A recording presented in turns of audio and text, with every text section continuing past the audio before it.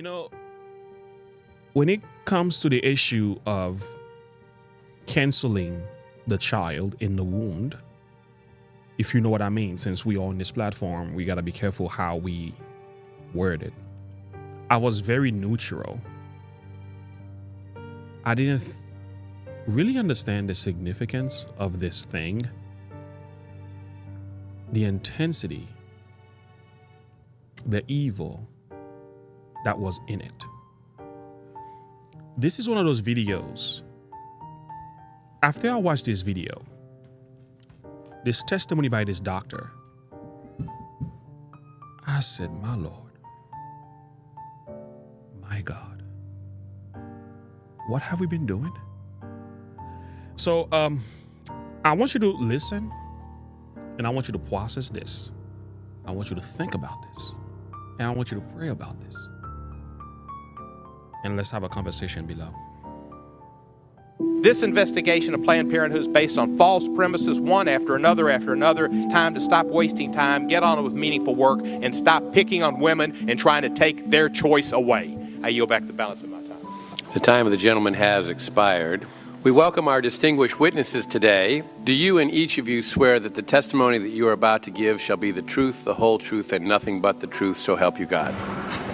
And I'll now begin by introducing today's witnesses. The first witness is Dr.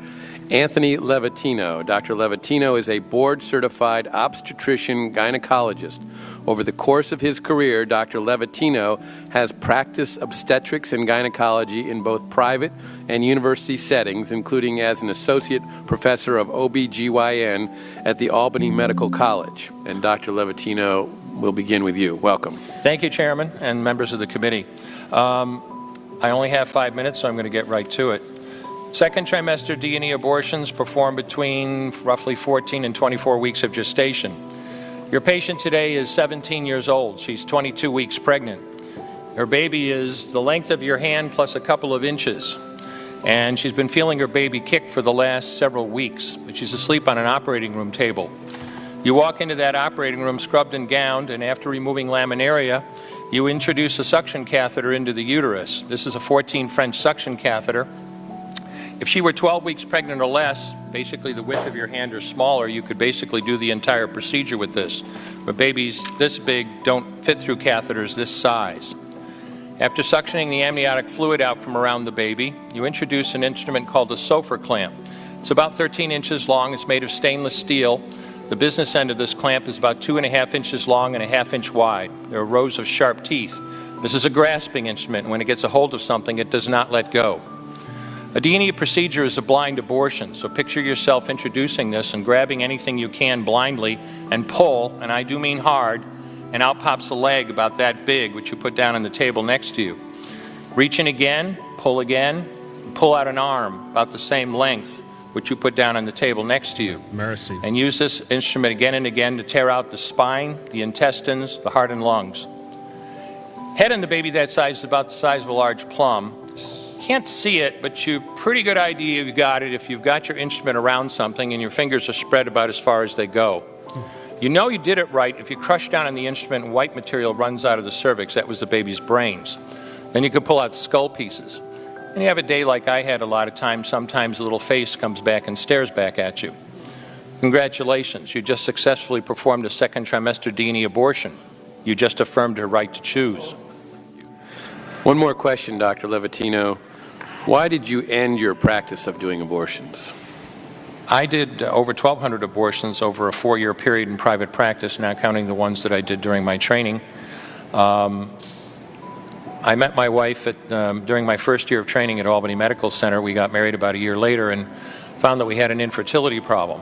After years of failed infertility treatment and several years trying to adopt a child, we were blessed with adopting a little girl that we named Heather in August of 1978. As sometimes happens in those situations, my wife got pregnant the very next month, and we had 2 children 10 months apart.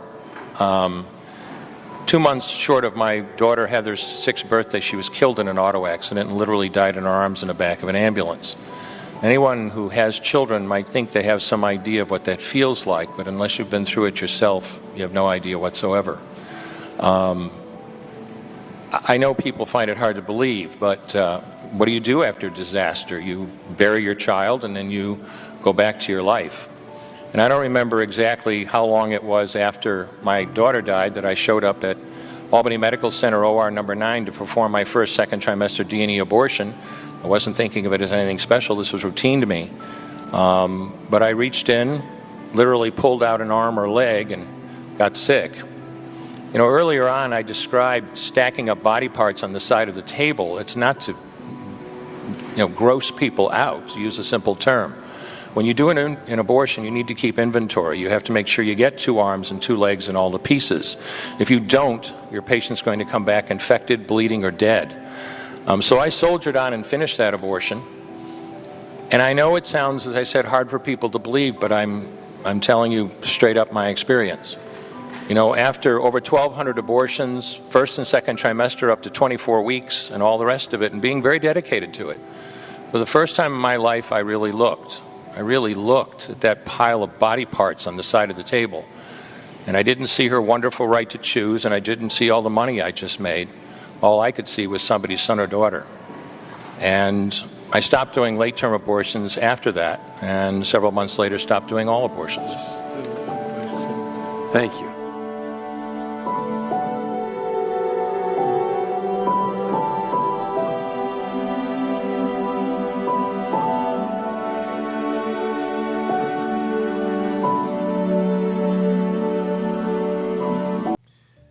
You know, I hear the conversation between the pro-lifers and the pro-choicers, the marches, the policies, and the different nations and different culture and different states who have different perception about this and laws and so on. I hear the many voices, but the one voice that I want to listen to the most is the voice of Jesus. What does he think? How does he feel?